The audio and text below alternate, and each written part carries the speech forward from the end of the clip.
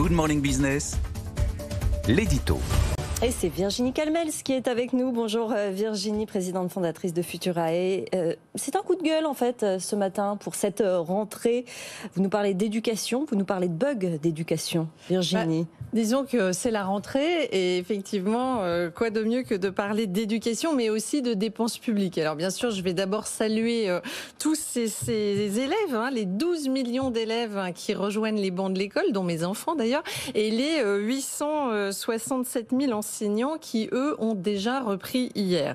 Mais avec cette rentrée, eh bien, c'est vrai que la France va engager 7% de son PIB, c'est-à-dire 160 milliards d'euros, ce qu'on appelle les dépenses d'éducation intérieure, dont évidemment l'éducation nationale, qui représente plus de la moitié de ce chiffre et qui est le premier budget de l'État. C'est beaucoup d'argent, vous allez me dire, et vous avez raison. Et pourtant, avec tout cet argent dépensé, malheureusement, la France n'est qu'au 23e rang sur 79 du fameux classement PISA, vous savez, ce programme international de suivi des élèves.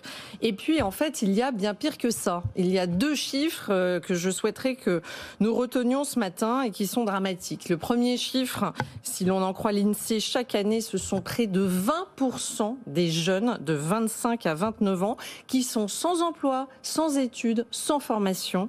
Tenez-vous bien, ça fait quand même un jeune sur 5, donc c'est alarmant. Et a fortiori, quand on regarde ces 160 milliards dépensés, c'est à pleurer. Et puis, on a un taux qui, si on regarde les jeunes de 15 à 29 ans et qui nous permet de nous comparer à nos voisins européens, montre malheureusement que quand on se compare, on ne se console pas parce qu'on est à près de 13% et l'Allemagne, c'est par exemple 5 points de moins à 8%. Le second chiffre assez alarmant, c'est l'illettrisme. 7% de la population âgée de 18 à 65 ans. La population, alors l'illettrisme, c'est une population qui a été scolarisée.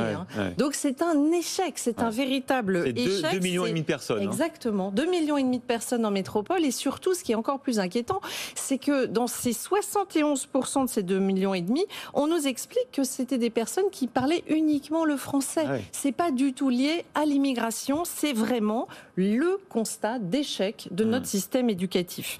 Alors, comment peut-on se targuer d'être la 6e puissance économique mondiale, dépenser près de 7% de son PIB dans l'éducation et constater que seulement 20% des jeunes sont aujourd'hui soit au chômage, soit sans formation et sans emploi, et 7% d'illettrés, voilà, cher Christophe, chère Sandra, une bombe économique et sociale. Qu'est-ce qu'on peut faire? Donnez-nous vos idées, Virginie, pour remédier à ce mal français. Alors déjà, ce qui est intéressant, c'est que les Français en sont conscients. Il y a une étude qui sort là et qui dit que 66% des Français disent que le déclin français se traduit justement par cette baisse.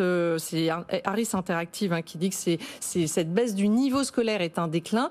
On regarde les autres pays. L'Allemagne a réussi en 15 ans à inverser la tendance et à remonter dans le classement PISA.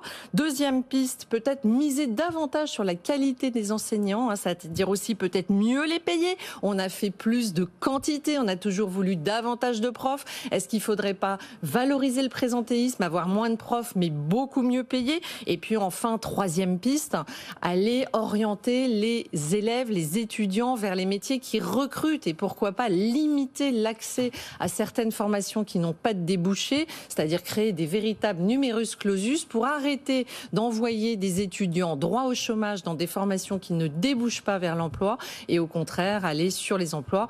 Je ne vais pas vous parler de Futurae. Non, vous n'allez pas nous parler de Futurae. Merci Virginie Calmels d'avoir été ce matin dans l'édito.